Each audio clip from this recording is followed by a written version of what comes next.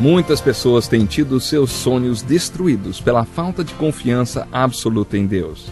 A Bíblia está repleta de exemplos de grandes sonhos cumpridos para a glória de Deus. Encontro com a Palavra é um programa escrito pelo Dr. Dick Woodward e narrado por Pastor Edson Bruno. Ouça e descubra verdades que lhe ajudarão no seu dia a dia. Com você, Pastor Edson Bruno.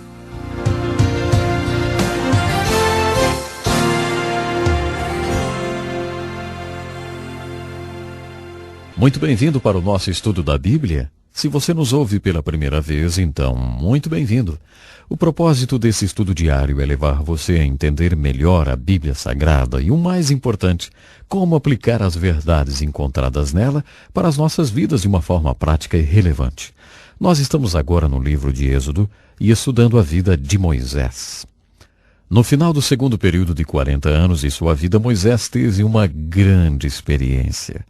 Ele estava na parte de trás do deserto e um arbusto de sarça começou a arder em chamas. Isso não seria algo tão anormal lá, naquele local, mas geralmente em 5 segundos o arbusto de sarça estaria totalmente consumido. 5 segundos. Desta vez, porém, estava acontecendo algo incrível. A sarça não era consumida. Somente continuava ardendo em chamas.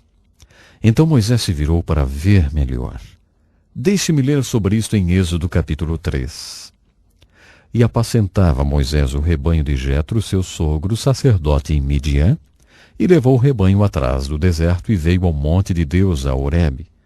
E apareceu-lhe o anjo do Senhor em uma chama de fogo no meio de uma sarça.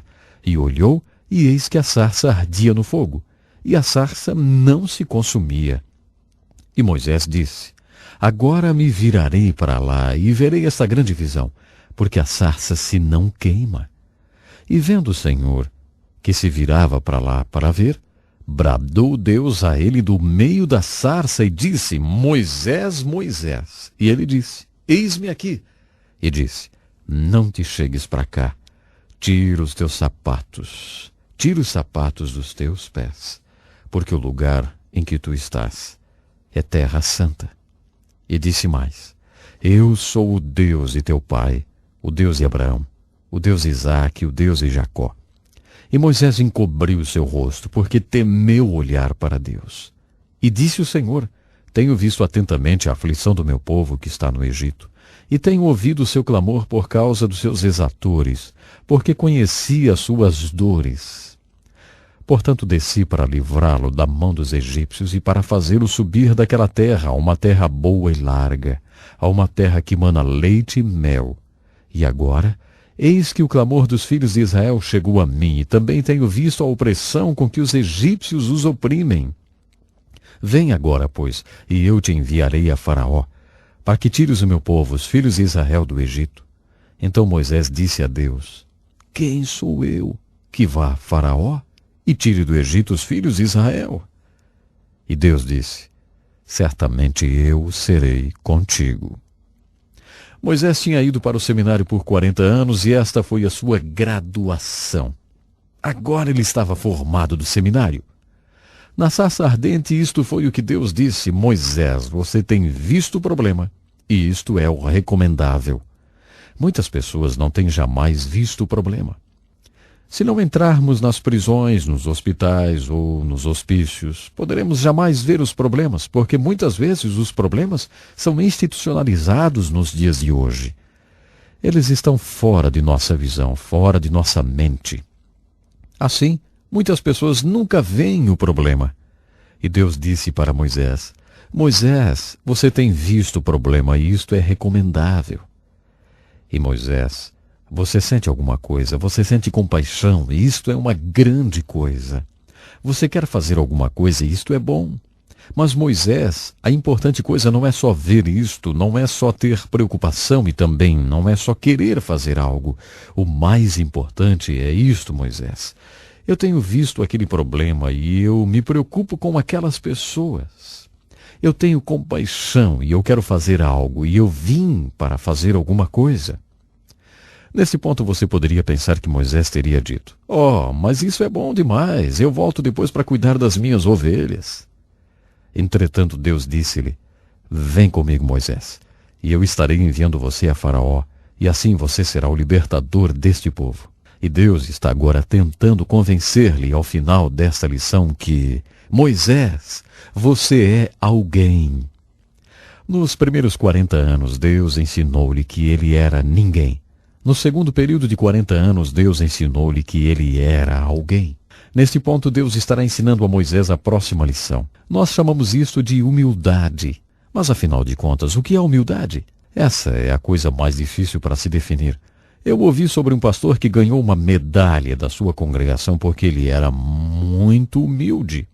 Mas eles tiveram que confiscar a medalha porque o pastor a usou todo o tempo e em todo lugar. Nunca mais tirou a humildade. Confiscaram a medalha.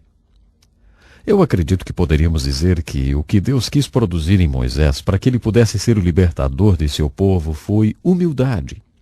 Um outro caminho para se falar a mesma coisa seria dizer que, para Moisés ser o grande libertador através do qual o povo de Israel seria liberto do Egito e de Faraó, Deus teve que ensinar-lhe: Moisés, você é ninguém. Porque, Moisés, se você realmente sabe que você é ninguém, então você é alguém. E dessa maneira eu posso mostrar a você o que eu posso fazer com alguém que tem aprendido que ele é ninguém. Você já desejou saber por que Moisés fez aquela pergunta? Quem sou eu? Pense sobre isso por um minuto. Quem era Moisés? Se você estivesse enviando alguém para libertar aquelas pessoas, você enviaria Moisés? Primeiro de tudo, ele era um assassino. Teria você enviado um assassino, inimigo público número 1, de volta para o Egito? Não é interessante que 3 grandes homens que Deus usou eram assassinos? Paulo foi um assassino. Davi foi um assassino e Moisés foi um assassino. E ainda assim, Deus usou aqueles homens. Teria você escolhido um assassino? Estava óbvio agora que Moisés era um hebreu. Você leu no livro de Gênesis que os egípcios não tinham nada com os hebreus. Preconceito é um problema tão antigo quanto a humanidade. Os egípcios nem comiam com os hebreus. Teria você enviado um hebreu? E o livro de Gênesis nos diz que uma coisa que era uma abominação para um egípcio mais do que hebreus era um pastor de ovelhas. Eles odiavam pastores. Eles tinham algo contra os pastores porque eles só tinham um gado e, além de tudo, adoravam as vacas. Então eles odiavam as ovelhas e os pastores de ovelhas. Foi aí que Deus disse a Moisés: "O que é isso em tuas mãos?" E Moisés respondeu: "Uma vara de pastor." E Deus falou: "Então ande com a vara em volta de Faraó. Faça com que ele a veja e ficará enfurecido. Deixe ele saber que você é um pastor de ovelhas." Assim vimos que ele era um hebreu, era um assassino, era um pastor de ovelhas e um ingrato filho adotado que gastou 40 anos no palácio de Faraó e mostrou sua gratidão, vamos dizer, matando um oficial egípcio. Ele era realmente qualificado para ser o libertador escolhido por Deus? Parece que qualquer pessoa responderia: não, definitivamente ele não é qualificado. Escolhendo os homens certos para importantes trabalhos é que fazem um presidente ser um sucesso ou um fracasso total. Muitos presidentes têm tido sucesso e muitos têm sido um verdadeiro fracasso, porque não têm tido a habilidade para escolher o homem certo. Quando um presidente tenta selecionar homens para fazerem um trabalho para ele, tenta conseguir os mais qualificados. Na Bíblia você vê Deus chamando pessoas como Moisés para fazer importantes coisas, como libertar o seu povo da escravidão do Egito. Somente e quase sempre parece que Deus tenta escolher o homem que é menos qualificado. Se um homem realmente acredita que não é qualificado e acredita que somente Deus pode libertar, então este só poderia ser o homem que Deus quer usar para provocar o grande milagre da libertação. Quando você considera o chamado e o comissionamento de Moisés, você pode ver esta verdade ilustrada muito claramente.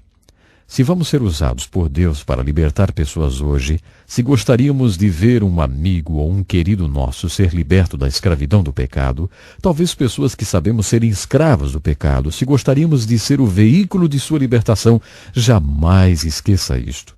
Não somos nós que os libertaremos. Somente Deus pode libertar. Eu lembro que um professor disse para mim quando estava no seminário: quando você tentar levar uma pessoa para Cristo, quando você tentar levar alguém para a experiência da salvação, nunca esqueça isto.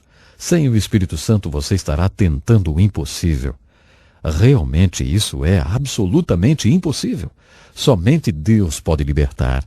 Se Deus está chamando você para ser um libertador, da mesma maneira como ele chamou Moisés para ser um libertador, é óbvio que ele deverá produzir humildade em você. Eu penso que uma boa definição de humildade é entender quem vai executar esse milagre. Eu nunca tinha entendido isto, mas a Bíblia ensina esta verdade de capa a capa. Esse é o plano de Deus, usar o seu poder em seu povo para realizar seu propósito de acordo com seu plano. Deixe eu repetir essa verdade. Este é o plano de Deus, usar o seu poder no seu povo para realizar seu propósito de acordo com seu plano. Jesus deu-nos um grande exemplo quando ele saiu para o jardim com seus discípulos. O mestre ilustrou esse processo com uma grande videira que tem seus ramos, e esses ramos produzem frutos. Há pouco Jesus tinha estado no quarto superior com seus discípulos e lá, de certo modo, ele falou para aqueles homens: esse é o plano de Deus para usar o seu poder nas pessoas de Deus para realizar seu propósito de acordo com seu plano. Ele disse para eles: vocês têm sido fascinados com as obras que têm me visto fazer e com as palavras que têm me ouvido falar.